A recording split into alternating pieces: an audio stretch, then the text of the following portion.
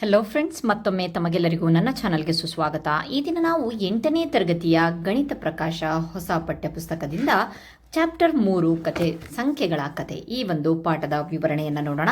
Friends, ಇಲ್ಲಿಯವರೆಗೆ ನೀವು ನಮ್ಮ ಚಾನಲ್ನ ಸಬ್ಸ್ಕ್ರೈಬ್ ಮಾಡಿಲ್ಲ ಅಂತಂದರೆ ಪ್ಲೀಸ್ ಸಬ್ಸ್ಕ್ರೈಬ್ ಮಾಡಿ, ಲೈಕ್ ಮಾಡಿ, ಶೇರ್ ಮಾಡಿ, ಕಮೆಂಟ್ ಮಾಡಿ. ಸೊ ಹಿಂದಿನ 2 ಚಾಪ್ಟರ್ಸ್ಗಳ ವಿಡಿಯೋ ಆಲ್ರೆಡಿ ಅಪ್ಲೋಡ್ ಆಗಿದೆ. ಸೊ ನನ್ನ ಚಾನಲ್ನ ಒಂದು ಪ್ಲೇಲಿಸ್ಟಲ್ಲಿ ಹೋಗಿ ಚೆಕ್ ಮಾಡ್ಬೋದು. ಸೊ ಬನ್ನಿ, ಸಂಖ್ಯೆಗಳ ಕತೆ. ಇಲ್ಲಿ ಕಂಪ್ಲೀಟ್ ಆಗಿ ಒಂದು ಕಥೆನೇ ಈ ಒಂದು ಯೂನಿಟಲ್ಲಿ ನೀವು ನೋಡ್ಬೋದು, ಯಾವ ರೀತಿಯಾಗಿ ಸಂಖ್ಯೆಗಳ ಉಗಮವಾಯಿತು ಅಂತ ಹೇಳಿ. ಸೊ ಮೊದಲನೇದಾಗಿ ರೀಮಾಳ ಕುತೂಹಲ. ಒಂದು ಮಧ್ಯಾಹ್ನ ಸೋಮಾರಿತನದಿಂದ ಕುಳಿತಿದ್ದ ರೀಮಾ ಹಳೆಯ ಪುಸ್ತಕವೊಂದನ್ನು ನೋಡ್ತಾ ಇದ್ಲಂತೆ. ಒಂದು ಕಾಗದದ ತುಂಡು ಜಾರಿಕೊಂಡು ನೆಲದ ಮೇಲೆ ಬಿತ್ತಂತೆ. ಅವಳು ಅದನ್ನು ಎತ್ತುಕೊಂಡು ಅದರ ಸುತ್ತಲೂ ವಿಚಿತ್ರ ಚಿಹ್ನೆಗಳನ್ನು ದಿಟ್ಟಿಸಿ ನೋಡಿದ್ಲಂತೆ. ವಾ, ಇದೇನು ಅಂತ ಹೇಳಿಬಿಟ್ಟು ನೋಡಿದ್ಲಂತೆ. ಸೊ ಆ ಕಾಗದವನ ರಹಸ್ಯ ನಿಧಿ ಎಂದು ಹಿಡ್ಕೊಂಡು ಅದನ್ನು ತಂದೆಯ ಬಳಿಗೆ ಹೋಗಿ, ಅಪ್ಪ, ಸುಮಾರು 4000 ವರ್ಷಗಳ ಹಿಂದೆ ಇರಾಕ್ ಮತ್ತು ಇತರ ಕೆಲವು ನೆರೆಯ ದೇಶಗಳನ್ನು ಒಳಗೊಂಡಿರುವ ಏಷ್ಯಾದ ಪಶ್ಚಿಮ ಭಾಗದಲ್ಲಿರುವ ಮೆಸೊಪೊಟೇಮಿಯಾ ಎಂಬ ಪ್ರದೇಶದ ನಾಗರಿಕತೆ ಪ್ರವರ್ಧಮಾನಕ್ಕೆ ಬಂದಿತು. ಅವರು ತಮ್ಮ ಸಂಖ್ಯೆಗಳನ್ನು ಬರೆಯುವ ವಿಧಾನಗಳಲ್ಲಿ ಇದೂ ಒಂದು ಅಂತ ಹೇಳಿಬಿಟ್ಟು ಅವರ ಅಪ್ಪಾಜಿ ಇದನ್ನು ತಿಳಿಸ್ತಾರೆ. ರೀಮಾಳ ಕಣ್ಣುಗಳು ಹೊಳೆಯಕ್ಕೆ ಸ್ಟಾರ್ಟ್ ಆಯ್ತು. ನಿಜವಾಗಿ ಈ ವಿಚಿತ್ರ ಚಿಹ್ನೆಗಳು ಸಂಖ್ಯೆಗಳಾಗಿದ್ವಾ? ಅವಳ ಕುತೂಹಲ ಹುಟ್ಟುಕೊಂಡಿದ್ದು. ಇದು ಯಾವಾಗಿನ ಸ್ಟೋರಿ ಅಂತ ಅಂದರೆ, ನಮಗೆ ಅಲ್ಲಿವರೆಗೂ ಸಹ ಯಾವುದೇ ರೀತಿಯ ಸಂಖ್ಯೆಗಳ ಒಂದು ಪರಿಚಯ ಇರಲಿಲ್ಲ. ಸಂಖ್ಯೆಗಳು ಅಂತ ಅಂದರೆ ಯಾವುದು? 1, 2, 3 ನಾವೇನು ಬರಿತೀವಲ್ವಾ, ಸೊ ಆ ಒಂದು ಪರಿಚಯ ಇರಲಿಲ್ಲ. ಸೊ ಆಗ ಈ ರೀತಿಯ ಒಂದು ಚಿಹ್ನೆಗಳ ಮೂಲಕನೇ ನಾವು ಸಂಖ್ಯೆಗಳನ್ನು ಎಕ್ಸ್ಪ್ರೆಸ್ ಮಾಡ್ತಾ ಇದ್ದಿದ್ದು. ಸೊ ಜನರು ಯಾವಾಗಿನಿಂದ ಎಣಿಸ್ತಾ ಇದ್ದಾರೆ, ಅವರಿಗೆ ಎಣಿಕೆಯ ಅವಶ್ಯಕತೆ ಏನಿತ್ತು, ಮೆಸೊಪೊಟೇಮಿಯನವರು 20%, 50%, 100%ಗಳನ್ನು ಹೇಗೆ ಬರೆದಿರಬಹುದು, ಜನರು ಎಂದಿನಿಂದ ಆಧುನಿಕ ರೂಪದಲ್ಲಿ ಸಂಖ್ಯೆಗಳನ್ನು ಬರ್ತಿದ್ದಾರೆ ಅಂತ ಹೇಳ್ಬಿಟ್ಟೆಲ್ಲ ಒಂದು ಪ್ರಶ್ನೆಗಳು ಅವಳ ಒಂದು ತಲೆಯಲ್ಲಿ ಮೂಡುತ್ತೆ. ಅವಳ ಕುತೂಹಲವನ್ನು ಗ್ರಹಿಸಿದ ಅವಳ ತಂದೆ ಸಂಖ್ಯೆ ಮತ್ತು ಸಂಖ್ಯೆಯನ್ನು ಪ್ರತಿನಿಧಿಸುವ ಕಲ್ಪನೆಯು ಕಾಲಾಂತರದಲ್ಲಿ ಯಾವ ರೀತಿಯಾಗಿ ಅದು ಚೇಂಜ್ ಆಗ್ತಾ ಬಂತು, ವಿಕಸನ ಹೊಂದುತ್ತಾ ಬಂತು ಅಂತ ಹೇಳಿಬಿಟ್ಟು ಇಲ್ಲಿ ಹೇಳಿದ್ದಾರೆ. ಓಕೆ, ಕಂಪ್ಲೀಟಾಗಿ ಸಮ್ಮರಿಯನ್ನು ಈ ಒಂದು ಪೇಜ್ನಲ್ಲಿ ಏನೇನಿದೆ ಅಂತ ಹೇಳೋಣ ಅಂತ ಅಂದರೆ, ಈ ಒಂದು ಪಾಠದಲ್ಲಿ ಸಂಖ್ಯೆಗಳ ಇತಿಹಾಸ ಮತ್ತು ಅಭಿವೃದ್ಧಿಯ ಬಗ್ಗೆ ಹೇಳಿದ್ದಾರೆ. ಪ್ರಾಚೀನ ಕಾಲದಲ್ಲಿ ಜನರು ವಸ್ತುಗಳನ್ನು ಎಣಿಸೋಕ್ಕೋಸ್ಕರ ತಮ್ಮ ಬೆರಳುಗಳನ್ನು, ಕಲ್ಲುಗಳನ್ನು, ಗುರುತುಗಳನ್ನು ಬಳಸ್ತಾ ಇದ್ರು. ಕಾಲಕ್ರಮೇಣ ಸಂಖ್ಯೆಗಳ ಅವಶ್ಯಕತೆ ಹೆಚ್ಚಾದಂತೆ ವಿವಿಧ ನಾಗರಿಕತೆಗಳು ತಮ್ಮದೇ ಆದ ಸಂಖ್ಯಾ ಪದ್ಧತಿಯನ್ನು ರೂಪಿಸಿಕೊಂಡವು ಅಂತ ಹೇಳಿಬಿಟ್ಟು ಹೇಳ್ತಾರೆ. ಅದಾದಮೇಲೆ ನೆಕ್ಸ್ಟು ಇಲ್ಲಿಗೆ ಬಂತು ಅಂತ ಅಂದರೆ, ಇಲ್ಲೇನಿದೆ, ಭಾರತದಲ್ಲಿ ದಶಮಾನ ಪದ್ಧತಿ 0ರಿಂದ 9ರವರೆಗೆ 10 ಅಂಕೆಗಳನ್ನು ನಾವು ಬಳಸ್ತಾ ಇದ್ವಿ. ಸ್ಥಾನ ಮೌಲ್ಯದ ಆಧಾರದ ಮೇಲೆ 1, 10, 100, 1000 ಇತ್ಯಾದಿ ಸ್ಥಾನಗಳನ್ನು ನಾವು ಗುರುತಿಸ್ತಾ ಹೋದ್ವಿ ಅಲ್ವಾ. ನೆಕ್ಸ್ಟು ಇಲ್ಲೇನಪ್ಪ ಅಂತ ಅಂದರೆ, ಇನ್ನು ನೆಕ್ಸ್ಟ್ ಏನಿದೆ, ಶೂನ್ಯ, 0 ಅನ್ನೋದನ್ನ ಒಂದು ಕಲ್ಪನೆ ನಮಗೆ ಗೊತ್ತು, ಗಣಿತಜ್ಞರ ಅಮೂಲ್ಯ ಕೊಡುಗೆ ಆಗಿದೆ. ಕ್ರಿಸ್ತಶಕ 499ರಲ್ಲಿ ಆರ್ಯಭಟ ಅವರು ಸ್ಥಾನ ಮೌಲ್ಯದ ಮಹತ್ವವನ್ನು ವಿವರಿಸಿದರು. ನಂತರ ಬ್ರಹ್ಮಗುಪ್ತರು ಈ ಒಂದು ಶೂನ್ಯದ ಬಳಕೆ ಮತ್ತು ಅದರ ಒಂದು ಗಣತಿಯ ಒಂದು ನಿಯಮಗಳನ್ನು ವಿವರಿಸಿದ್ರು. ಭಾರತೀಯ ಸಂಖ್ಯಾ ಪದ್ಧತಿ ಅರಬ್ ದೇಶಗಳಿಗೆ ತಲುಪಿದ್ದು ಅಲ್ಲಿಂದ ಯುರೋಪ್ಗೆ ಹರಡಿತು. ಸೊ ಇಂದು ಜಗತ್ತಿನಾದ್ಯಂತ ಬಳಸಲಾಗುವ ಹಿಂದೂ ಅರೇಬಿಕ್ ಸಂಖ್ಯಾ ಪದ್ಧತಿ ಇದೇ ಆಗಿದೆ. ಸೊ ಆಯ್ತಾ, ಈ ಒಂದು ಮುಖ್ಯಾಂಶಗಳು ಹೇಳಬೇಕು ಅಂತ ಅಂದರೆ, ನಾವು ಕಂಪ್ಲೀಟ್ ಆಗಿ ಶೂನ್ಯ ಮತ್ತು ದಶಮಾನ ಸ್ಥಾನ ಮೌಲ್ಯ ಪದ್ಧತಿಯ ಮೂಲಕ ಭಾರತ ಜಗತ್ತಿನ ಗಣಿತಕ್ಕೆ ಅಮೂಲ್ಯ ಕೊಡುಗೆಯನ್ನು ನೀಡಿದೆ ಅಂತ ಹೇಳ್ಬಿಟ್ಟು ಈ ಪೇಜಲ್ಲಿ ನೀವು ಓದ್ಕೊಂಡು ಹೋಗ್ಬೋದು. ಹಾಗಾದರೆ ನೆಕ್ಸ್ಟ್ ಪೇಜಲ್ಲಿ ಏನಿದೆ ಅಂತ ಹೇಳ್ಬಿಟ್ಟು ನೋಡ್ರಾ, ಇಲ್ಲಿ ಈ ಪುಟದಲ್ಲಿ ಭಾರತೀಯ ಸಂಖ್ಯಾ ಪದ್ಧತಿಯ ಬೆಳವಣಿಗೆ ಮತ್ತು ಅದರ ಒಂದು ಜಾಗತಿಕ ಪ್ರಭಾವ ಬಗ್ಗೆ ಹೇಳಿದ್ದಾರೆ.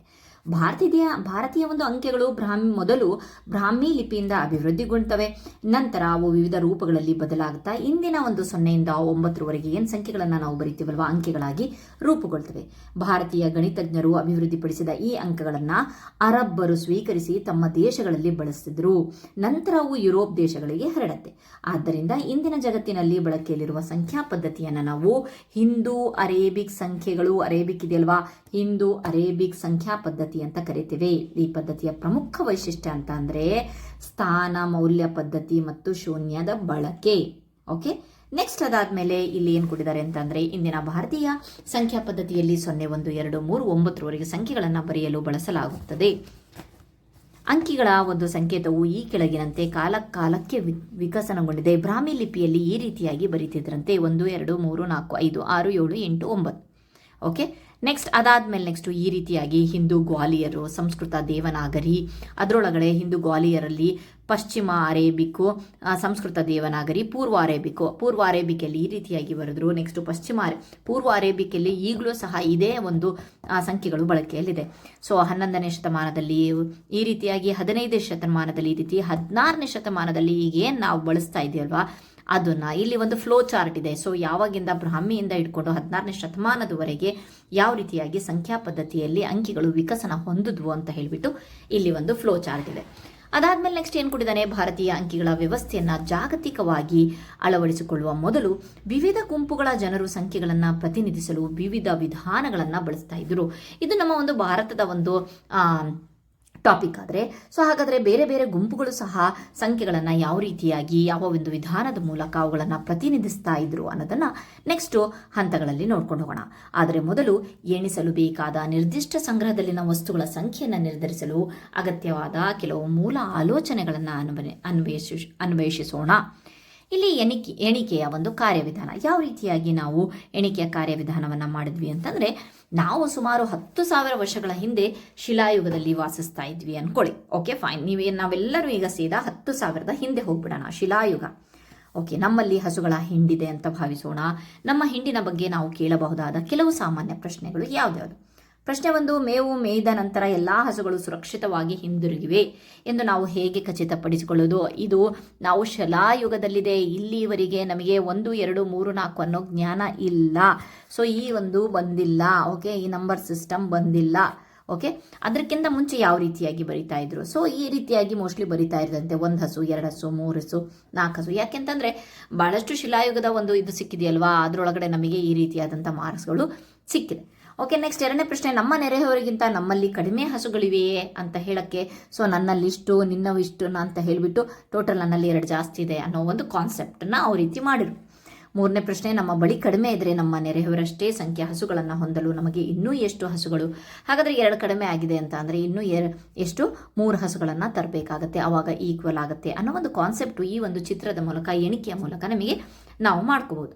ಹಿಂದೂ ಸಂಖ್ಯಾ ಪದ್ಧತಿಯಲ್ಲಿನ ಸಂಖ್ಯಾ ಹೆಸರುಗಳು ಅಥವಾ ಬರೆಯಲು ಬಳಸುವ ಸಂಖ್ಯೆಗಳನ್ನು ಬಳಸದೆಯೇ ನಾವು ಈ ಪ್ರಶ್ನೆಗಳನ್ನು ಹೇಳಬೇಕು. ನಾನು ಹೇಳಿದ್ನಲ್ವಾ, 1, 2, 3, 4 ಬಳಸದೆ ಈ ಒಂದು ರೀತಿಯಾಗಿ ಗೆರೆಗಳನ್ನಾಗಿರಬಹುದು ಅಥವಾ ಪೆಬಲ್ಸ್ಗಳನ್ನು, ಸ್ಟೋನ್ಸ್ಗಳನ್ನು ಮಾಡೋದ್ರ ಮೂಲಕ ಅಥವಾ ಚುಕ್ಕೆಗಳನ್ನು ಇಡೋದ್ರ ಮೂಲಕ ಆದರೂ ನಾವು ಮಾಡಬಹುದು. ಓಕೆ, ನೆಕ್ಸ್ಟ್ ಇಲ್ಲಿ ಕೆಲವು ಸಂಭಾವ್ಯ ವಿಧಾನಗಳು ಇದೆ. ಈ ಒಂದು ಪ್ರಶ್ನೆಗಳಿಗೆ ಅವರು ಸಹ ಕೆಲವೊಂದು ಉತ್ತರಗಳನ್ನು ಕೊಟ್ಟಿದ್ದಾರೆ. ಏನು, ನಾವು ಕಲ್ಲುಗಳು, ಕಡ್ಡಿಗಳು ಮತ್ತು ತಮಗೆ ಹೇರಳವಾಗಿ ಲಭ್ಯವಿರುವ ಯಾವುದೇ ವಸ್ತುವನ್ನು ಬಳಸಿಕೊಂಡು ಈ ಒಂದು ಪ್ರಶ್ನೆಗಳನ್ನು ನಾವು ಸಾಲ್ವ್ ಮಾಡ್ಬೋದು.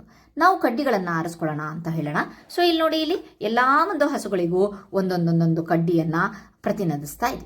ಹಾಗಾದರೆ ನಮ್ಮಲ್ಲಿ ಇಷ್ಟಿದೆ ಅಂತ ಹೇಳಿ. ಹಾಗಾದರೆ ಯಾವುದೇ ಒಂದು ಹಸು ಕಾಣೆಯಾಗಿದೆ ಅಂತ ಅಂದರೆ ಈ ಕಡ್ಡಿಯ ಮುಂದೆ ಒಂದು ಹಸು ಇರಲ್ಲ ಅಲ್ವಾ, ಆವಾಗ ನಮಗೆ ಗೊತ್ತಾಗುತ್ತೆ ಒಂದು ಹಸು ಇಲ್ಲ ಅಂತ ಹೇಳಿ. ಸೊ ಮತ್ತೆ ನೆಕ್ಸ್ಟ್ ನೋಡೋಣ, 1-to-1 ಮ್ಯಾಪಿಂಗ್ ಅಂತ ಹೇಳಿಬಿಟ್ಟು ಕರಿತೇವೆ ಅದನ್ನು. ಓಕೆ, ನೆಕ್ಸ್ಟು ಈ ವಿಧಾನದಲ್ಲೇ ಈ ರೀತಿಯಾಗಿ ನಾವು ಕಡ್ಡಿಗಳನ್ನು ಬಳಸಿ ಮಾಡ್ಬೋದು. 1 ಇದ್ರೆ 1 ಹಸು, 2 ಇದ್ರೆ 2 ಕಡ್ಡಿಗಳು, 3, 4, 5 ಈ ರೀತಿಯಾಗಿ ನೆಕ್ಸ್ಟ್ ಹಾಗೆ ಫಾಲೋ ಮಾಡ್ಕೊಂಡು ಹೋಗ್ಬೋದು. ನೀವು ಕಡ್ಡಿಗಳನ್ನು ಬಳಸಿ ಈ ಥರ 2 ಪ್ರಶ್ನೆಗಳನ್ನು, ಪ್ರಶ್ನೆ 2 ಮತ್ತು ಪ್ರಶ್ನೆ 3 ಹೇಗೆ ಉತ್ತರಿಸ್ತೀರಾ ಅಂತ ಹೇಳಿಬಿಟ್ಟು ಕೊಡಿ. ಸೊ ಪ್ರಶ್ನೆ 2 ಏನು ಕೊಟ್ಟಿದ್ರಪ್ಪ ಅಂತಂದರೆ, ನಾವು ನೆರೆಹೊರೆಯವರಿಗಿಂತ ನಮ್ಮಲ್ಲಿ ಕಡಿಮೆ ಹಸು ಇದೆಯಾ? ಹಾಗಾದರೆ ಕಡಿಮೆ ಇದ್ದರೆ ಕರೆಕ್ಟ್ ಈಕ್ವಲ್ ಆಗೋಕ್ಕೋಸ್ಕರ ಎಷ್ಟು ತರಬೇಕು ಅನ್ನೋದು 3ನೇ ಪ್ರಶ್ನೆ ಆಗಿತ್ತು. ವಸ್ತುಗಳ ಬದಲಿಗೆ ನಾವು ನಿರ್ದಿಷ್ಟವಾದ ಶಾಬ್ದಿಕ ಅಥವಾ ಹೆಸರುಗಳ ಸರಣಿಗಳನ್ನು ಸಹ ನಾವು ಬಳಸ್ಬೋದು. ಹೇಗೆ ಅಂತ ಅಂದರೆ, A to Z ಅವರಿಗೆ ಇಂಗ್ಲೀಷ್ ಅಕ್ಷರಗಳನ್ನ ಬಳಸಿದ್ರೆ ನಾವು, ಸೊ ಅವ್ರದ್ದು ಕಂಡೀಷನ್ ಏನು, 1, 2, 3 ಬಳಸಬಾರ್ದಲ್ವಾ. ಸೊ ಇಲ್ಲ ಈ ರೀತಿಯಾದಂತಹ ಗೆರೆಗಳನ್ನು ಬಳಸೋಣ, ಇಲ್ಲ ABCDಯನ್ನು ಬೇಕಾದ್ರೆ ಬರೆಯೋಣ. ಆದರೆ ಏನಪ್ಪ ಇಲ್ಲಿ ಒಂದು ಪ್ರಾಬ್ಲಮ್ ಅಂತ ಅಂದರೆ, ಎದಿಂದ Z ಅಂತ ಅಂದರೆ 26. ಒಂದು ವೇಳೆ ನನಗೆ 30 ಹಸುಗಳ ಹೆಸರುಗಳನ್ನು ನೆನ್ಪಿಟ್ಕೊಬೇಕು ಅಥವಾ 30 ಹೆಸರುಗಳನ್ನು ಹೇಳಬೇಕು, ಆವಾಗ ಏನು ಮಾಡ್ತೀರಾ? ಇರೋದೇ 26 ಅಕ್ಷರ ಅಲ್ವಾ, ಹಾಗಾದರೆ 30 ಯಾವ ರೀತಿಯಾಗಿ ಬರೀತೀರಾ ಅಂತ ಹೇಳಿಬಿಟ್ಟು ಕೇಳ್ತಿದ್ದಾರೆ. ಇಂಗ್ಲಿಷ್ ವರ್ಣಮಾಲೆ ಅಕ್ಷರಗಳನ್ನು ಮಾತ್ರ ಬಳಸುವ ಈ ವಿಧಾನ ಸ್ಪಷ್ಟ ಮಿತಿ ಅಂದರೆ ಅದರ ಮಿತಿ ಎಷ್ಟು? 26ಕ್ಕಿಂತ ಹೆಚ್ಚು ವಸ್ತುಗಳನ್ನು ಹೊಂದಿರುವ ಸಂಗ್ರಹಗಳನ್ನು ಎಣಿಸಲು ಇದು ಬಳಕೆ ಆಗೋದಿಲ್ಲ. ಸೊ ಹಾಗಾಗಿಬಿಟ್ಟು ಈ ವಿಧಾನನೂ ಫ್ಲಾಪ್ ಆಯಿತು. ಓಕೆ, ನೆಕ್ಸ್ಟ್ ನೋಡೋಣ. ನೀವು ಈ ರೀತಿಯಲ್ಲಿ ನಿಮ್ಮ ಭಾಷೆಯ ಅಕ್ಷರಗಳ ಶಬ್ದಗಳನ್ನು ಬಳಸ್ಕೊಂಡು ಎಷ್ಟು ನಮ್ಮ ಭಾಷೆಯ ಅಕ್ಷರಗಳು ಅಂತಂದರೆ ನಮ್ಮ ಒಂದು ಕನ್ನಡದಲ್ಲಿ ಎಷ್ಟಿದ್ದಾವೆ? 49 ಅಕ್ಷರಗಳಿದೆ. 49 ಹಸುಗಳನ್ನು ಅಥವಾ 49 ಯಾವುದೋ ಒಂದು ಎಣಿಸುವ ಒಂದು ಸನ್ನಿವೇಶಗಳನ್ನು ನಾವು ಕ್ರಿಯೇಟ್ ಮಾಡ್ಬೋದು. ಅದಾದ್ಮೇಲೆ ನೆಕ್ಸ್ಟ್ ಒಂದು ವೇಳೆ 50 ಇದ್ರೆ, 50 ಹಸುಗಳಿದ್ವಪ್ಪ, ಅವಾಗ 50ನೇದಕ್ಕೆ ಯಾವ ರೀತಿಯಾಗಿ ತೋರಿಸ್ತೀರಾ? ಈ ಊರು ಅವೆಲ್ಲವನ್ನು ಸಹ ಎಣಿಸ್ಕೊಂಡು ಹೋಗಿ 49ಕ್ಕೆ ನಮ್ಮ ಒಂದು ಅಕ್ಷರಗಳು ಮುಗಿಯುತ್ತೆ. ಓಕೆ, ನೆಕ್ಸ್ಟ್ ಇಂಗ್ಲೀಷನ್ನು ತಗೊಂಡ್ರೆ ಅವರೇ ಹೇಳಿದ್ದಾರೆ ಇಂಗ್ಲೀಷಲ್ಲಿ 26 ಅಷ್ಟೇ, ಮತ್ತು ಇದಕ್ಕಿಂತ ಜಾಸ್ತಿ ಇತ್ತು ಅಂತಂದರೆ ಕೌಂಟ್ ಮಾಡೋಕ್ಕಾಗಲ್ಲ. ಓಕೆ ಫೈನ್, ಅಷ್ಟೇ ಆಯ್ತಲ್ವಾ. ನೆಕ್ಸ್ಟ್ ನಾವು ಲಿಖಿತ ಸಂಕೇತಗಳ ಸರಣಿಯನ್ನು ಈ ಕೆಳಗಿನಂತೆ ಬಳಸ್ಬೋದು. ಹಾಗಾದರೆ ಈ ಒಂದು ಸರಣಿ ಥರನೂ ಸಹ ನಾವು ಬಳಸ್ಬೋದು. ಸಂಕೇತಗಳನ್ನು ಬಳಸಿ 1ಕ್ಕೆ ಈ ರೀತಿಯಾಗಿ 1ಕ್ಕೆ 1, 2ಕ್ಕೆ 2 ಲೈನ್, 3ಕ್ಕೆ 3 ಲೈನ್, 4ಕ್ಕೆ 4 ಲೈನ್, ಲಾಕ್ ಲೈನ್ ಅಂತ ಅಂದರೆ 1 ಮತ್ತು ವಿ, 5ಕ್ಕೆ ವಿ, 6ಕ್ಕೆ V1. ಸೊ ಏನಪ್ಪ ಅಂತಂದರೆ ಈ ರೀತಿಯಾಗಿ 1 ಮತ್ತು ವಿ ಅಂತ ಅಂದರೆ 5ರಲ್ಲಿ 1ಅನ್ನು ಕಳೆದಿದ್ದೇವೆ. ಈ 5ರಲ್ಲಿ ಹಿಂದ್ಗಡೆ ಹಾಕಿದ್ರೆ ಕಳ್ತಿದ್ದೀವಿ ಅಂತ, ಮುಂದ್ಗಡೆ ಹಾಕಿದ್ದೀವಿ ಅಂತಂದರೆ 1ಅನ್ನು ಕೂಡಿಸಿದ್ದೇವೆ ಅಂತ ಹೇಳಿಬಿಟ್ಟು ಇದನ್ನು ನೆನ್ಪಿಟ್ಕೊಳ್ಳಿ. ಆಮೇಲೆ ಯಾವುದೇ ಸಂಖ್ಯೆ ಈ ಒಂದು ರೋಮನ್ ಸಂಖ್ಯೆಗಳಲ್ಲಿ ಇದು ನಮಗೆ ಗೊತ್ತುಂಟು ರೋಮನ್ ಸಂಖ್ಯೆಗಳು ಅಂತ ಹೇಳಿಬಿಟ್ಟು. ರೋಮನ್ ಸಂಖ್ಯೆಗಳಲ್ಲಿ ಯಾವುದೇ ಕಾರಣಕ್ಕೂ ಯಾವ ಒಂದು ಸಿಂಬಲ್ಲು ಸಹ 3ಕ್ಕಿಂತ ಜಾಸ್ತಿ ಆಗಲ್ಲ. ಫಾರ್ ಎಕ್ಸಾಂಪಲ್ 3 ಅಂತ ಅಂದರೆ ಇದು 4 ನಾವು ಇದನ್ನು ತೊಗೊಳೋ ಹಾಗಿಲ್ಲ. ಸೊ ಅದರ ಒಂದು ರೋಮನ್ ಸಂಖ್ಯೆ ಒಂದು ಸಿಂಬಲ್ ಅದು. ಸೊ 4ಕ್ಕೆ ಯಾವ ರೀತಿಯಾಗಿ ಮಾಡ್ತೀವಿ ಅಂತಂದರೆ 5 - 1 ಅಂತಂದರೆ 4 ಅಲ್ವಾ. 5ಕ್ಕೆ ಆಲ್ರೆಡಿ ಅವರು ವಿ ಕೊಟ್ಟಿದ್ದಾರೆ. ವಿಯಲ್ಲಿ 1ಅನ್ನು ಕಳಿಬೇಕು. ಸೊ ಹಿಂದ್ಗಡೆ ಹಾಕಿದ್ರೆ ಅದರ ಹಿಂದೆ ಹೋಗಿ 5ರ ಹಿಂದೆ ಯಾವ ನಂಬರ್ ಇದೆ, 4 ಇದೆ ಅಂತ ಹೇಳಿ. ಓಕೆ, ನೆಕ್ಸ್ಟ್ ಅದಾದಮೇಲೆ ಅದೇ ರೀತಿ 10 ಇದೆ. 10. ಸೊ ಈಗ ನಾವು 4 ಆಯಿತು, 5 ಆಯಿತು, 6ನ ವಿ ಮತ್ತು 1 ಮುಂದೆ ಹಾಕಿದ್ರೆ 1 ಆ್ಯಡ್ ಆಗುತ್ತೆ. 5 + 1 6 ಅಂತ ಹೇಳಿ. ನೆಕ್ಸ್ಟ್ ಇನ್ನೊಂದು ಹಾಕಿದ್ರೆ 7 ಆಯಿತು, 8 ಆಯಿತು. ಮತ್ತು 9ಕ್ಕೆ ನಾವು ಈ ಗೆರೆಯನ್ನು ಹಾಕೋ ಹಾಗಿಲ್ಲ. ಯಾಕೆಂತಂದರೆ 3ಕ್ಕಿಂತ ಜಾಸ್ತಿ ಸಲ ನಾವು ಸಿಂಬಲನ್ನು ಯೂಸ್ ಮಾಡೋ ಹಾಗಿಲ್ಲ. ಸೊ 9ಅನ್ನು ನಾವೇನು ಮಾಡ್ತೀವಿ, 10 - 1 ಅಂತ ಮಾಡ್ತೀವಲ್ವಾ. ಎಕ್ಸ್ ಹಿಂದೆ 1 ಹಾಕಿದ್ರೆ ಇದು 9. Okay, fine. ಅದೇ ರೀತಿ ಇಲ್ಲಿ 20ರವರೆಗೆ ಕೊಟ್ಟಿದ್ದಾರೆ. ಓಕೆ, ನೆಕ್ಸ್ಟ್ ಬನ್ನಿ ನೋಡೋಣ. ಈ ವಿಧಾನದ ದೊಡ್ಡ ಸಂಖ್ಯೆಗಳನ್ನು ಪ್ರತಿನಿಧಿಸಲು ವಿಸ್ತರಿಸುವ ಮಾರ್ಗ ಇರಬಹುದೇ, ಹೇಗೆ? ಹಾಗಾದರೆ ಈ ವಿಧಾನದಲ್ಲಿ ನಾವು ದೊಡ್ಡ ಸಂಖ್ಯೆಗಳನ್ನು ನಾವು ತೋರಿಸಬಹುದಾ? ದೊಡ್ಡ ಸಂಖ್ಯೆ ಅಂತ ಅಂದರೆ ನಾನು ಫಾರ್ ಎಕ್ಸಾಂಪಲ್ ಒಂದು ಸಂಖ್ಯೆ ತೊಗೊಳ್ತೀನಿ, 1025. ಇದನ್ನು ಈ ರೀತಿಯಾಗಿ ಮಾಡಬಹುದಾ ಅಂತ ಹೇಳಿಕೊಡ್ಬೋದು. ಸೊ ಮೇಲಿನ ಚರ್ಚೆಯಿಂದ ಎಣಿಸಲು ಮತ್ತು ಸಂಗ್ರಹದ ಗಾತ್ರವನ್ನು ಕಂಡುಹಿಡಿಯಲು ನಮಗೆ ಒಂದು ನಿರ್ದಿಷ್ಟ ಕ್ರಮದಲ್ಲಿನ ಒಂದು ಪ್ರಮಾಣಿತ ವಸ್ತುಗಳ ಸರಣಿ ಅಥವಾ ಹೆಸರುಗಳು ಅಥವಾ ಲಿಖಿತ ಸಂಕೇತಗಳ ಅವಶ್ಯಕತೆ ಇದೆ ಅನ್ನೋದು ಗಮನಿಸಬಹುದು. ಈ ನಿರ್ದಿಷ್ಟ ಸಂಕ್ರಮವನ್ನು ನಾವು ಸಂಖ್ಯಾ ಪದ್ಧತಿ ಅಂತ ಹೇಳ್ತೇವೆ. ಓಕೆ, ನೆಕ್ಸ್ಟ್ ಒಂದು ವಸ್ತುಗಳ ಸಂಗ್ರಹವನ್ನು ಒಂದಕ್ಕೊಂದರ ಸಂಬಂಧ ಕ್ರಮವನ್ನು ಅನುಸರಿಸಿ ಅವುಗಳ ಮತ್ತು ನಿರ್ದಿಷ್ಟ ಸರಣಿಯ ನಡುವೆ 1-to-1 ಮ್ಯಾಪಿಂಗ್ ಮಾಡುವ ಮೂಲಕ ಎಣಿಸಬಹುದು. ಹೌದಲ್ವಾ? ಸಂಖ್ಯೆಗಳಿಗೆ ಅಂತ್ಯವಿಲ್ಲದ ಕಾರಣ ಎಣಿಸಲು ಸುಲಭವಾದ ಅಂತ್ಯವಿಲ್ಲದ ಪ್ರಾಮಾಣಿತ ಅನುಕ್ರಮ ಅಥವಾ ಸಂಖ್ಯಾ ಪದ್ಧತಿಯನ್ನು ರೂಪಿಸುವುದು ಸವಾಲಾಗಿತ್ತು. ಆವಾಗ ಸವಾಲಾಗಿದೆ. ಕಡ್ಡಿಗಳನ್ನು ಬಳಸುವುದರಿಂದ ಅಂತ್ಯವಿಲ್ಲದ ನೀಡುತ್ತದೆ. ಆದಾಗ್ಯೂ ದೊಡ್ಡ ಸಂಗ್ರಹಗಳನ್ನು ಎಣಿಸುವುದು ಇದರಿಂದ ಅನುಕೂಲಕರವಲ್ಲ. ಫಾರ್ ಎಕ್ಸಾಂಪಲ್ ನಾನು ಬರೆದೆ 1025 ಅಥವಾ 11025 ಅಂತಲೇ ಬರೆದೆ. ಸೊ ಈ ರೀತಿಯಾಗಿ ಆಗೋದಿಲ್ಲ. ಓಕೆ, ಏಕೆಂದರೆ ನಮಗೆ ಎಣಿಸಲಾಗುವ ವಸ್ತುಗಳ ಸಂಖ್ಯೆಯಷ್ಟು ಕಡ್ಡಿಗಳು ಬೇಕಾಗತ್ತೆ. ಎಲ್ಲಿಂದ ತಗೊಂಬರೋಣ ಅಷ್ಟೊಂದು ಕಡ್ಡಿಗಳು ಅಲ್ವಾ? ವಿಧಾನ 2ರಲ್ಲಿರುವಂತೆ ಭಾಷೆಗಳ ಅಕ್ಷರಗಳನ್ನು ಸಹ ನಾವು ಮಾಡೋಕ್ಕಾಗಲ್ಲ. ಯಾಕೆಂತ ಅಂದರೆ ಸ್ವಲ್ಪ ಲಿಮಿಟೆಡ್ ಅಷ್ಟೇ ಅಕ್ಷರಗಳಿರೋದು ಅಲ್ವಾ? ಭಾಷೆ ಅಕ್ಷರಗಳ ಶಬ್ದಗಳನ್ನು ಬಳಸುವುದು ಎಣಿಕೆಯ ಪ್ರಕ್ರಿಯೆಗೆ ಅನುಕೂಲಕರವಾಗಿದೆ. ಆದರೆ ಇದು ಸಹ ಅಂತ್ಯವಿಲ್ಲದ ಪ್ರಮಾಣಿತ ಅನುಕ್ರಮ ಸಂಖ್ಯಾ ಪದ್ಧತಿ ಅಲ್ಲ. ಅಂತ್ಯವಿಲ್ಲದ ಬಹಳಷ್ಟು ದೊಡ್ಡ ದೊಡ್ಡ ಸಂಖ್ಯೆಗಳನ್ನು ಇದರ ಮೂಲಕನೂ ಸಹ ನಾವು ಮಾಡೋಕ್ಕಾಗಲ್ಲ. ಓಕೆ, ನೆಕ್ಸ್ಟ್ ವಿಧಾನ 3ರಲ್ಲಿ ಏನಾಯ್ತಪ್ಪ ಅಂತಂದರೆ ಪ್ರಮಾಣಿತ ಅನುಕ್ರಮ ಅಥವಾ ಸಂಖ್ಯಾ ಪದ್ಧತಿಯು ವಾಸ್ತವವಾಗಿ ಹಿಂದೂ ಸಂಖ್ಯಾ ಪದ್ಧತಿಗೆ ಬದಲಾಗುವ ಮೊದಲು ಯುರೋಪ್ನಲ್ಲಿ ಬಳಸಲ್ಪಟ್ಟ ವ್ಯವಸ್ಥೆ ಆಗಿತ್ತು. ಈ ವ್ಯವಸ್ಥೆ ಯುರೋಪ್ನಲ್ಲಿ ಬಳಸ್ತಾ ಇದ್ರು. ಇದನ್ನು ನಾವು ರೋಮನ್ ಸಂಖ್ಯಾ ಪದ್ಧತಿ ಅಂತ ಹೇಳ್ತಾರೆ. ಓಕೆ, ಇದನ್ನು ಯುರೋಪ್ನಲ್ಲಿ ಅನೇಕ ಶತಮಾನಗಳಿಂದ ವ್ಯಾಪಕವಾಗಿ ಬಳಸ್ತಾ ಇದ್ರಂತೆ ಮತ್ತು ಅನೇಕ ಉದ್ದೇಶಗಳಿಗೆ ಅನುಕೂಲಕರವಾಗಿತ್ತು. ಆದರೆ ಹೆಚ್ಚು ಚಿಹ್ನೆಗಳನ್ನು ಪರಿಚಯಿಸದೆ ಅನಿಯಂತ್ರಿತವಾಗಿ ದೊಡ್ಡ ಸಂಖ್ಯೆಗಳನ್ನು ಬರೆಯಲು ಸಾಧ್ಯವಿಲ್ಲ. ಇಲ್ಲಿ ಏನಾಗುತ್ತಪ್ಪ ಅಂತಂದರೆ ಅಡಿಷನ್ನು ಮತ್ತು ಸಬ್ಸ್ಟ್ರಾಕ್ಷನ್ ಸ್ವಲ್ಪ ಹೆಚ್ಚು ಕಡಿಮೆ ಆಗ್ತಾ ಇತ್ತು. ಸಂಖ್ಯೆಗಳನ್ನು ಬರೆಯುವ ಈ ವ್ಯವಸ್ಥೆ ಬಗ್ಗೆ ನಾವು ನಂತರ ಕಲಿತೇವೆ. ನೆಕ್ಸ್ಟ್ ರೋಮನ್ ಸಂಖ್ಯೆಗಳ ಬಗ್ಗೆ ಇನ್ನೂ ಹೆಚ್ಚಾಗಿ ಕಲಿತೇವೆ. ನೆಕ್ಸ್ಟ್ ನೋಡೋಣ. ಈ 3 ವಿಧಾನಗಳು ಸೇರಿದಂತೆ ವಿವರಿಸಿದಂತೆ ಇತಿಹಾಸವು ಹೆಸರುಗಳು, ಲಿಖಿತ ಚಿಹ್ನೆಗಳು ಮತ್ತು ವಸ್ತುಗಳ ಕೋಲುಗಳು, ಕಲ್ಲುಗಳು, ದೇಹದ ಭಾಗಗಳು ಇತ್ಯಾದಿ ಬಳಸಿ ರಚಿಸಲಾದ ಸಂಖ್ಯಾ ವ್ಯವಸ್ಥೆಗಳ ಉದಾಹರಣೆಗಳನ್ನು ನೀಡುತ್ತೆ. ಸೊ ಇಲ್ಲ ಮುಂದೆ ನೆಕ್ಸ್ಟ್ ಏನು ಬರುತ್ತೋ ಅದರೊಳಗಡೆ ಎಲ್ಲವೂ ಸಹ ಎಲ್ಲ ರೀತಿಯ ಸಂಖ್ಯಾ ಪದ್ಧತಿಗಳನ್ನು ನಾವು ನೋಡ್ತೇವೆ. ಓಕೆ, ಸೊ ಅಷ್ಟನ್ನು ನಾವು ಇಲ್ಲಿ ತಿಳ್ಕೊಳ್ಬಹುದು ಈ ವಿಡಿಯೋದಲ್ಲಿ. ಅದರೊಳಗಡೆ ನೆಕ್ಸ್ಟ್ ಬನ್ನಿ ನೋಡೋಣ ಕಂಡುಹಿಡಿಯರಲ್ಲಿ ಏನಿದೆ ಅಂತ ಹೇಳಿಬಿಟ್ಟು. ಸೊ ಮೊದಲನೇ ಕ್ವಶನ್ ಇದೆ, ವಿಧಾನ 1ರಲ್ಲಿರುವಂತೆ ಸಂಖ್ಯೆಗಳನ್ನು ಪ್ರತಿನಿಧಿಸಲು ಕಡ್ಡಿಗಳನ್ನು ಬಳಸುವ ಸಂಖ್ಯಾ ಪದ್ಧತಿಯನ್ನು ನೀವು ಬಳಸುತ್ತಿದ್ದೀರಿ ಹೌದಲ್ವಾ ಎಂದು ಭಾವಿಸೋಣ. ಕಡ್ಡಿಗಳನ್ನು ಬಳಸಿ ನಾವು ಸಂಖ್ಯಾ ಪದ್ಧತಿ ಮಾಡ್ತಾ ಇದ್ದೀವಿ ಅನ್ಕೊಳ್ಳೋಣ, ಎಣಿಕೆ ಮಾಡ್ತಾ ಇದ್ದೀವಿ. ಹಿಂದೂ ಸಂಖ್ಯಾ ಪದ್ಧತಿಯ ಸಂಖ್ಯಾ ಹೆಸರುಗಳನ್ನು ಅಥವಾ ಅಂಕಿಗಳನ್ನು ಬಳಸದೆ, ಅಂದರೆ 1 2 3 4 ಅಂತ ಬಳಸದೆ 2 ಸಂಖ್ಯೆಗಳನ್ನು ಅಥವಾ ಕಡ್ಡಿಗಳ 2 ಸಂಗ್ರಹಗಳನ್ನು ಕೂಡಲು, ಕಳೆಯಲು, ಗುಣಿಸಲು ಮತ್ತು ಭಾಗಿಸಲು ಒಂದು ವಿಧಾನವನ್ನು ನೀಡಿ. ಓಕೆ, ನಾನು ಫಸ್ಟ್ ಏನು ಮಾಡ್ತೇನೆ ಅಂತ ಅಂದರೆ, ಸೊ ಈಗ ನಾನು ಕೂಡುವುದನ್ನು ಮಾಡ್ತೇನೆ ಅಂದ್ಕೊಳ್ಳಿ. ಸೊ ಮೊದಲನೇದಾಗಿ ಕೂಡುವುದು ಯಾವ ರೀತಿಯಾಗಿ, ಸೊ ಕಂಡೀಷನ್ ಏನೋ 1 2 3 4 ಈ ರೀತಿಯಾಗ ಯಾವುದೇ ಎಕ್ಸಾಂಪಲ್ಗಳಲ್ಲಿ ನಂಬರ್ಸ್ಗಳನ್ನು ತಗೊಳ್ಳೋ ಹಾಗಿಲ್ಲ, ಆ ರೀತಿಯಾಗಿ ಮಾಡಬೇಕು. ಸೊ ಏನು ಮಾಡೋಣ, 2 ಕಡ್ಡಿಗಳ ಗುಂಪುಗಳನ್ನು ತೆಗೆದುಕೊಳ್ಳೋಣ. ಉದಾಹರಣೆಗೆ ಗುಂಪು ಎ ಅಂತ ಹೇಳಿಬಿಟ್ಟು ತೊಗೊಂಡು ಗುಂಪು ಬಿ ಅಂತ ಹೇಳಿಬಿಟ್ಟು ತೊಗೊಳ್ಳೋಣ. ಇಲ್ಲಿ 3 ಕಡ್ಡಿಗಳು, ಇಲ್ಲಿ 2 ಸಿಂಪಲ್ ಆಗಿರೋದನ್ನು ತೊಗೊಳ್ತಿದ್ದೀನಿ. ಸೊ ಕಂಪ್ಲೀಟ್ ಆಗಿ ಎಷ್ಟಾಯಿತು, ಎ ಪ್ಲಸ್ ಬಿ ಎಷ್ಟಾಯಿತು 3, ಇದು 2 5. ಸೊ ಈ ರೀತಿಯಾಗಿ ನಾವು ಅಡಿಷನನ್ನು ಮಾಡಬಹುದು. ಸೊ ಫಲಿತಾಂಶವಾಗಿ ದೊರೆಯುವ ರಾಶಿ ಇದೆಯಲ್ಲ ಅದು ಒಟ್ಟು ಮೊತ್ತವಾಗಿದೆ. ಓಕೆ, ನೆಕ್ಸ್ಟ್ ಎರಡನೇದಾಗಿ ವ್ಯವಕಲನದಲ್ಲೂ ಸಹ ಕೇಳಿದ್ದಾರೆ ಅವರು. ವ್ಯವಕಲನದಲ್ಲಿ ಯಾವ ರೀತಿಯಾಗಿ ಮಾಡ್ತಾರೆ, ಇಲ್ಲೂ ಸಹ ಹೆಚ್ಚು ಕಡ್ಡಿ ಇರುವ ಗುಂಪಿಂದ ಪ್ರಾರಂಭಿಸೋಣ. ಇಲ್ಲೂ ಸಹ ಎ ಮತ್ತು ಬಿ ಅನ್ನು ಮಾಡ್ಕೊಂಡ್ಬಿಟ್ಟು ಇಲ್ಲಿ ಕಡ್ಡಿಗಳನ್ನು ತಗೊಳ್ಳೋಣ. ಒಂದು 6 ಕಡ್ಡಿಗಳನ್ನು ತಗೊಳ್ತೀನಿ. ಕಡಿಮೆ ಕಡ್ಡಿಗಳಿರುವ ಗುಂಪುಗಳನ್ನು ಹೆಚ್ಚು ಇರುವ ಗುಂಪಿನಿಂದ ತೆಗೆದು ಹಾಕೋಣ. ಸೊ ಇಲ್ಲೆಷ್ಟಿದೆ, 3 ಇದೆ, ಅಥವಾ ಹಸುಗಳೇ ಅಂತ ಅಂದ್ಕೊಂಡಾಗ ನನ್ನ ಹತ್ರ 6 ಹಸು ಇದೆ. ಸೊ ನೆಕ್ಸ್ಟ್ ಇದರೊಳಗಡೆ 3 ಹಸು ಕಳ್ಕೊಂಡೆ ಅಂತ ಅಂದರೆ ಆ ಕಡ್ಡಿಗಳನ್ನು ನಾವು ಲೆಸ್ ಮಾಡ್ಕೊಳ್ಳೋಣ. ಉಳಿದಿದ್ದೆಷ್ಟು ಅಂತ ಅಂದರೆ ಎ ಮೈನಸ್ ಬಿ ಅಂತ ಅಂದರೆ 1 2 3 ಅಂತ ಹೇಳ್ಬಿಟ್ಟು ಕಡ್ಡಿಗಳ ಮೂಲಕ ಮಾಡ್ತಾ ಇರೋದು. ಓಕೆ, ಸೊ ಹಾಗಾದರೆ ಉಳಿದಿರುವ ಕಡ್ಡಿಗಳೇ ವ್ಯತ್ಯಾಸ ಅಂತ ಹೇಳ್ಬಿಟ್ಟು ಹೇಳೋಣ. ನೆಕ್ಸ್ಟ್ ಹಾಗಾದರೆ ಗುಣಾಕಾರನ ಯಾವ ರೀತಿಯಾಗಿ ಮಾಡೋಣ, ಗುಣಾಕಾರವನ್ನು ಯಾವ ರೀತಿಯಾಗಿ ತೋರಿಸ್ಬೋದು ಅಂತಂದರೆ ಹೆಚ್ಚು ಕಡ್ಡಿಗಳಿರುವ ಗುಂಪಿನಿಂದ ಪ್ರಾರಂಭಿಸೋಣ. ಫಾರ್ ಎಕ್ಸಾಂಪಲ್, ಹಾಗಾದರೆ ನಾವು ಯಾವ ರೀತಿಯಾಗಿ ಕಡ್ಡಿಗಳನ್ನು ಬಳಸಿ ಗುಣಾಕಾರವನ್ನು ಮಾಡೋಣ ಅಂತ ಹೇಳಿ, ಒಂದು ಕಡ್ಡಿ ಎ ಗ್ರೂಪಲ್ಲಿ ಎಷ್ಟಿತ್ತಪ್ಪ ಅಂತಂದರೆ ಒಂದು ಕಡ್ಡಿ ನಾವು ನೋಡೋಣ ಎಷ್ಟು, ಒಂದು 4 ಇತ್ತು ಅಂತ ಅಂದ್ಕೊಳ್ಳೋಣ. ಸೊ ಒಂದು ಕಡ್ಡಿಗಳ ಗುಂಪನ್ನು ತಗೊಂಡು, ಅಂದರೆ ಒಂದು ಸೆಟ್ ಅಂತ ಹೇಳ್ಬಿಟ್ಟೋಣ, ಎರಡನೇ ಸಂಖ್ಯೆ ಸೂಚಿಸುವಷ್ಟು ಬಾರಿ ಆ ಗುಂಪನ್ನು ಪುನರಾವರ್ತಿಸೋಣ. ಬಿ ಅಂತ ಅಂದರೆ ಇದರೊಳಗಡೆ ಎರಡನೇ ಗುಂಪು. ಓಕೆ, ಎರಡನೇ ಗುಂಪು ಅಂತಂದರೆ 4 ನಾವು 2 ಸಲ ಬರೀಬೇಕಂತೆ. 1 2 3 4 1 2 3 4 ಅನ್ನೋ ಥರ ಇದ್ರ ಮಧ್ಯೆ ನಾವು ಮಲ್ಟಿಪ್ಲಿಕೇಶನ್ ಗುಣಾಕಾರವನ್ನು ಮಾಡಿದ್ರೆ ಟೋಟಲ್ ಎಷ್ಟಾಯಿತು, 8 ಆಯಿತು. ಇಲ್ಲೂ ನೀವು ನೋಡ್ಬೋದು, ನಾರ್ಮಲ್ ಈಗ ತಾಳೆ ನೋಡ್ತಾ ಇದ್ದೀವಿ ನಾವು, 4 2 8 ಇದೇ ರೀತಿಯಾಗಿ ಬಂತು. ಓಕೆ, ನೆಕ್ಸ್ಟ್ ಭಾಗಾಕಾರವನ್ನು ಯಾವ ರೀತಿಯಾಗಿ ಮಾಡ್ತೀರಾ ಅಂತ ಹೇಳ್ಬಿಟ್ಟು ಕೊಡ್ತಿದ್ದಾರೆ. ಓಕೆ, ಭಾಗಾಕಾರವನ್ನು ಯಾವ ರೀತಿಯಾಗಿ ಮಾಡ್ತೀವಿ ಅಂತಂದರೆ, ಫಾರ್ ಎಕ್ಸಾಂಪಲ್ಲು ಇಲ್ಲೇ ತೋರಿಸ್ಬಿಡ್ತೀನಿ. ಎ ಸೆಟ್ಟಲ್ಲಿ ಉದಾಹರಣೆಗೆ ಇಲ್ಲಿ ಭಾಗಾಕಾರ ಯಾವ ರೀತಿಯಾಗಿ ಮಾಡ್ತೀರಾ, 8 ಡಿವೈಡೆಡ್ ಬೈ 2 = 4 ಅಲ್ವಾ, ಇದು ಈ ರೀತಿಯಾಗಿ ಭಾಗ. ಅದೇ ಕಡ್ಡಿಗಳಲ್ಲಿ ತೋರಿಸ್ಬೇಕು ಅಂತಂದರೆ, ಪೆಬ್ಬಲ್ಸ್ ಅಥವಾ ಕಡ್ಡಿಗಳಲ್ಲಿ ತೋರಿಸ್ಬೇಕು ಅಂತಂದರೆ ಇಲ್ಲೆಷ್ಟಿದೆ, 1 2 3 4 5 6 7 8 ಡಿವೈಡೆಡ್ ಬೈ 2. ಓಕೆ, 2. ಸೊ ಬರ್ದಿದೆ.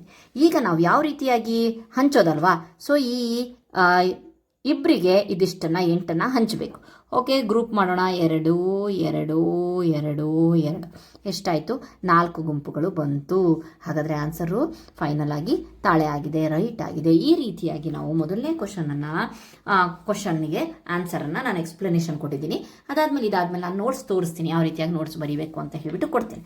ನೆಕ್ಸ್ಟ್ ಎರಡನೇ ಕ್ವಶನ್ ನೋಡೋಣ. ವಿಧಾನ 2ರಲ್ಲಿ ಸಂಖ್ಯಾ ಪದ್ಧತಿಯನ್ನು ವಿಸ್ತರಿಸುವ ಒಂದು ಮಾರ್ಗವೆಂದರೆ ಒಂದಕ್ಕಿಂತ ಹೆಚ್ಚು ಅಕ್ಷರಗಳನ್ನು ಹೊಂದಿರುವ ಸ್ಟ್ರಿಂಗ್ಗಳನ್ನು ಬಳಸುವುದು. ಉದಾಹರಣೆಗೆ ನಾವು 27ಕ್ಕೆ ಎ ಅನ್ನು ಬಳಸಬಹುದು. ವಿಧಾನ 2ರಲ್ಲಿ ಆಲ್ಫಾಬೆಟ್ಸ್ ಅನ್ನು ಬಳಸಿದಾರಲ್ಲ, ಎಲ್ಲ ಸಂಖ್ಯೆಗಳನ್ನು ಪ್ರತಿನಿಧಿಸಲು ನೀವು ಈ ವ್ಯವಸ್ಥೆಯನ್ನು ಹೇಗೆ ವಿಸ್ತರಿಸಬಹುದು. ಇನ್ನು ಈ 26 ಲೆಟರ್ಸ್ ಇದೆ, ಅದನ್ನು ನಾವು ಇನ್ನೂ ಯಾವ ರೀತಿಯಾಗಿ ಮಾಡ್ಬೋದು ಅಂತಂದರೆ, ಅವರು 27ನೇ ನಂಬರಿಗೆ ಎ ಅಂತ ಕೊಟ್ಟಿದ್ದಾರೆ. ಓಕೆ, ಯಾವ ರೀತಿಯಾಗಿ, ಫಾರ್ ಎಕ್ಸಾಂಪಲ್ಲು ಫಸ್ಟ್ ಎಕ್ಸ್ಪ್ಲನೇಷನ್ ನೋಡ್ಕೊಳ್ಳಿ. ಎ ಅಂತ ಅಂದರೆ 1, ಬಿ ಅಂತ ಅಂದರೆ 2, ಸಿ ಅಂದರೆ 3, ಈ ರೀತಿಯಾಗಿ ಝೆಡ್ ಅಂತ ಅಂದರೆ 26 ಆಗುತ್ತಲ್ವಾ. ಸೊ 27ನೇ ನಂಬರು ಮತ್ತೆ ರಿಪೀಟ್ ಆಗ್ತಾ ಇದೆ. ಎ ಅಂತ ಅಂದರೆ 27ನೇ ನಂಬರು, ನೆಕ್ಸ್ಟ್ ಎ ಬಿ ಅಂತ ಅಂದರೆ 28ನೇ ನಂಬರು, ಎ ಸಿ ಅಂತ ಅಂದರೆ 29ನೇ ನಂಬರು. ಅದೇ ರೀತಿ ಹಾಗೇ ಬರ್ತಾ ಹೋದರೆ ಎ ಝೆಡ್ ಎಷ್ಟಾಗುತ್ತೆ, 52ನೇ ನಂಬರ್. ಸೊ ಅದಾದ್ಮೇಲೆ ನೆಕ್ಸ್ಟ್ ಬಿದಿಂದ ಸ್ಟಾರ್ಟ್ ಮಾಡೋಣ. ಬಿ ಎ ಅಂತ ಅಂದರೆ 53, ಬಿ ಅಂತ ಅಂದರೆ 54, ಹೀಗೆ ಕಂಟಿನ್ಯೂ ಮಾಡ್ಕೊಂಡು ನಾವು ಹೋಗ್ಬೋದು. ಈ ರೀತಿಯಾಗಿ 2 ಅಕ್ಷರ ಆಗ್ಬೋದು, 3 ಅಕ್ಷರ ಆಗ್ಬೋದು. ನೆಕ್ಸ್ಟ್ ಎ ಅಂತ ಸ್ಟಾರ್ಟ್ ಆಗುತ್ತೆ, ಬಿ ಆಗುತ್ತೆ. ಸೊ ಬಹಳಷ್ಟು ನಮಗೆ ಒಂದು ಇದು ಸಿಗುತ್ತೆ. ಓಕೆ, 2 ಅಕ್ಷರಗಳು, 3 ಅಕ್ಷರಗಳು ಅಥವಾ ಅದಕ್ಕಿಂತ ಹೆಚ್ಚು ಅಕ್ಷರಗಳ ಸರಣಿಗಳನ್ನು, ಸ್ಟ್ರಿಂಗ್ಸ್ಗಳನ್ನು ರಚಿಸುವ ಮೂಲಕ ನಾವು ಎಲ್ಲ ಸಂಖ್ಯೆಗಳನ್ನು ಸೂಚಿಸಬಹುದು. Okay, fine. ನೆಕ್ಸ್ಟ್, ನಿಮ್ಮದೇ ಸಂಖ್ಯಾ ಪದ್ಧತಿಯನ್ನು ಮಾಡಲು ಪ್ರಯತ್ನಿಸಿ. ಹಾಗಾದರೆ ಈಗ ನಾವು ನಮ್ಮದೇ ಸಂಖ್ಯೆ ಪದ್ಧತಿಯನ್ನು ಮಾಡೋಣ. ಈಗ ನಾನು ಉದಾಹರಣೆಗೆ ಶೇಪ್ಸನ್ನು ತೊಗೊಳ್ತೀನಿ. 3ನೇದಕ್ಕೆ ಉದಾಹರಣೆಗೆ ಶೇಪ್ಸನ್ನು ತೊಗೊಳ್ತೀನಿ, ಆಕಾರಗಳನ್ನು ತೊಗೊಳ್ತೀನಿ ಅಂದ್ಕೊಳ್ಳಿ. ಓಕೆ, ಆಕಾರಗಳು. ಸೊ ಸ್ಕ್ವೇರ್ ಅಂತ ಅಂದರೆ 1, ಆಯತ ಅಂತ ಅಂದರೆ 2, ಟ್ರ್ಯಾಂಗಲ್ ಅಂತ ಅಂದರೆ 3, ಸ್ಟಾರ್ ಅಂತ ಅಂದರೆ 4, ಹೀಗೆ ಮುಂದುವರಿತಾ ಹೋಗುತ್ತೆ. ಓಕೆ, ನೆಕ್ಸ್ಟು ರೌಂಡ್ ಅಂತ ಅಂದರೆ 5. ಈ ರೀತಿಯಾಗಿ ಮಾಡ್ಕೊಂಡು ಹೋಗಿ ನಾನು ನಮ್ಮ ಒಂದು ಸಂಖ್ಯೆಗಳನ್ನು ಬರ್ಕೊಂಡು ಹೋಗ್ಬೋದು, ಆಕಾರಗಳನ್ನು ಕೊಡ್ಬೋದು. ಇನ್ನೆರಡನೇದಾಗಿ ಬಣ್ಣಗಳ ಪದ್ಧತಿಯನ್ನು ಸಹ ಕೊಡ್ಬೋದು. ಓಕೆ, ಯಾವ ರೀತಿಯಾಗಿ, ಅಷ್ಟು ಬಣ್ಣಗಳು ಇರಬೇಕಲ್ವಾ, ಆದ್ರೂ ಸಿಂಪಲ್ ಆಗಿ ಕ್ವಶನಿಗೆ ಆನ್ಸರ್ ಕೊಡಬೇಕಲ್ವಾ, ಹಾಗಾಗಿಬಿಟ್ಟು ಬಣ್ಣಗಳ ಪದ್ಧತಿ. ಯಾವ ರೀತಿಯಾಗಿ, ಕೆಂಪು ಬಣ್ಣ 1. ಸೊ ಈಗ ನಮಗೆ ಪರಿಚಯನೇ ಇಲ್ಲ, ಹಾಗಾಗಿಬಿಟ್ಟು ನಾವು ಈ ರೀತಿಯಾಗಿ ಕೊಡ್ತಾ ಇರೋದು. ಓಕೆ, ಹಸಿರಿಗೆ 3, ಕಪ್ಪುಗೆ 4, ಈ ರೀತಿಯಾಗಿ ನಾವು ಚೇಂಜ್ ಮಾಡ್ಕೊಂಡು ಹೋಗ್ಬೋದು. ಇನ್ನು ನೆಕ್ಸ್ಟು ಪ್ರಾಣಿಗಳ ಪದ್ಧತಿ ಅಂತ ಕೊಡ್ಬೋದು, ಪ್ರಾಣಿಗಳ ಹೆಸರು. ಓಕೆ, ಪ್ರಾಣಿಗಳ ಪದ್ಧತಿ, ಫಾರ್ ಎಕ್ಸಾಂಪಲ್ ಬೆಕ್ಕು ಅಂತ ಅಂದರೆ 1, ನಾಯಿ ಅಂದರೆ 2, ಹಸು ಅಂತ ಅಂದರೆ 3. ಈ ರೀತಿಯಾಗಿ ಕೊಟ್ಕೊಂಡು ಹೋಗಿ ನಾವು ನಮ್ಮದೇ ಆದಂತಹ ಒಂದು ಸಂಖ್ಯಾ ಪದ್ಧತಿಯನ್ನು ಮಾಡಬಹುದು. ಓಕೆ, ನಮ್ಮದೇ ಸಂಖ್ಯಾ ಪದ್ಧತಿಯನ್ನು ಇಲ್ಲಿ ನಾವು ಮಾಡ್ತಾ ಇರೋದು. ಓಕೆ, ಐ ಹೋಪ್ ಇಲ್ಲಿವರೆಗೆ ಪೇಜ್ ನಂಬರ್ 58ವರೆಗೆ ನಾನು ಈ ದಿನ ನಾನು ಕಂಪ್ಲೀಟ್ ಮಾಡಿದ್ದೇನೆ. ನೆಕ್ಸ್ಟ್ ವಿಡಿಯೋದಲ್ಲಿ ನಾವು 3.2 ಅನ್ನು ನೋಡೋಣ. Thank you friends. ಸೊ ಈಗ ನಾವು ನೆಕ್ಸ್ಟು ಈ ಒಂದು ಲಾಸ್ಟಿಗೆ ನಾನು ಇದರ ಒಂದು ನೋಟ್ಸನ್ನು ಕೊಡ್ತೇನೆ. ಸೊ ಅದನ್ನು ನೀವು ಯಾವ ರೀತಿಯಾಗಿದೆಯೋ ಅದೇ ರೀತಿಯಾಗಿ ಅದನ್ನು ನೀವು ನಿಮ್ಮ ನೋಟ್ಸಲ್ಲಿ ಬರ್ಕೋಬಹುದು. Okay, thank you.